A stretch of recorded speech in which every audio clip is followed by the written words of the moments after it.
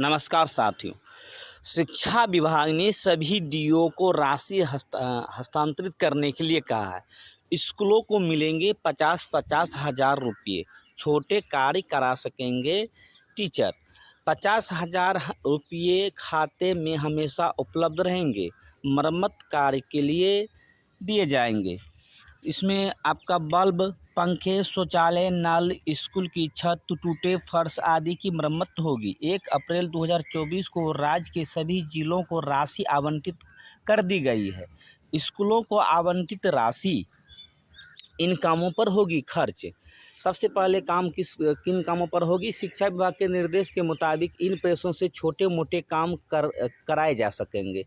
Bulb, पंखा, tubelight, शौचालय, नल, submersible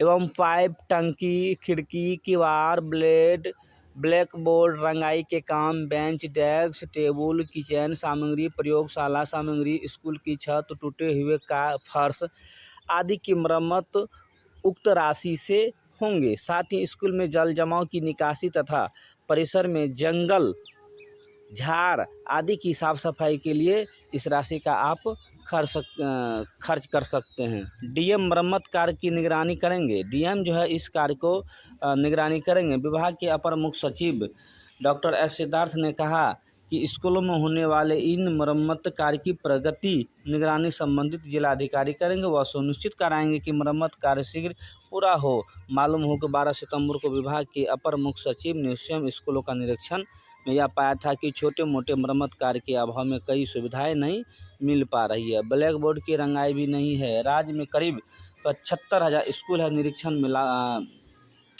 है। निरीक्षण के लापरवाह प्रधानाध्यापक, शिक्षक और पदाधिकारियों पर कार्रवाई भी हो गई है। तो वही न्यूज है, राज्य के सभी सरकारी विद्यालयों को 50,000 मिलेंगे। और सबसे बड़ी खबर यह है कि जितिया के दिन अब सरकारी विद्यालयों में नहीं होगी परीक्षा, है ना। उस दिन आपको छुट्टी दिया जाएगा, ठीक है। तो प्राथमिक राज्य के सभी सरकारी प्राथमिक मध्य विद्यालय में जितिया के दिन यानी 25 सितंबर को अर्धवार्षिक परीक्षा नहीं होगी। जितिया के दिन पहले से ही सरकारी अवकाश घोषित है।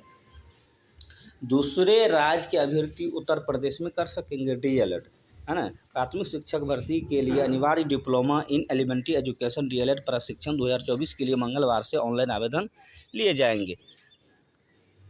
शिक्षक अभ्यर्थी ने फिर उठाई मांग। टीआरई 3.0 का फाइनल आंसर की जो जारी हुआ तो शिक्षक अभ्यर्थियों ने प्रश्नोत्तर आपत्ति का एक और मौका देने की है। तीसरे चरण के अध्यापकों की नियुक्ति पर की प्राइमरी की फाइनल उत्तर की जारी हो गई है, लेकिन उस पर शिक्षकों की आपत्ति है, तो उस पर जो है फिर मांग उठाई गई है। सबसे पहले यदि अर्धवार्षिक परीक्षा की 18 से 26 तक 2 पालियों में अर्धवार्षिक परीक्षा होगी और इस तरह ली जाएगी परीक्षा। 18 सितंबर को प्रथम पाली में कक्षा 3 से 5 तक के छात्र-छात्राओं के लिए पर्यावरण सामाजिक विज्ञान की परीक्षा और दूसरी पाली में कक्षा 6 से 8 तक के लिए विज्ञान विषय की परीक्षा होगी। 19 सितंबर को कक्षा 3 से 8 तक के छात्र-छात्राओं के लिए प्रथम पाली में राष्ट्रभाषा हिंदी विषय की परीक्षा और दूसरी पाली में कक्षा 6 से 8 तक के छात्र-छात्राओं के लिए संस्कृत अन्य विषय की परीक्षा संचालित होगी।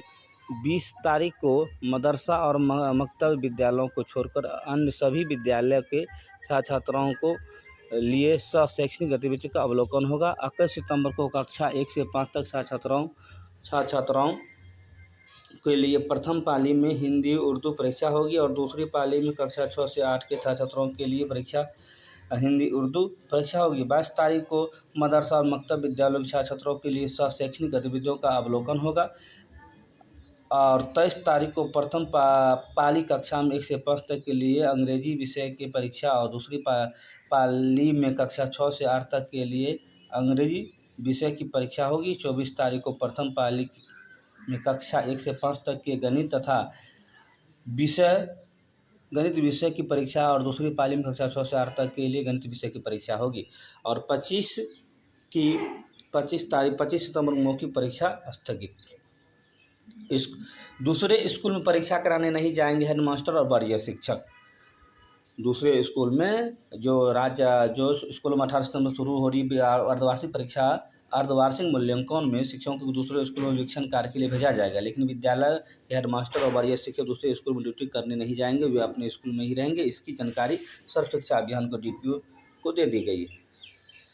पहली और दूसरी कक्षा के छात्रों को ई शिक्षा कोष से उपलब्ध होंगे प्रश्न पत्र। प्रारंभिक विद्यालयों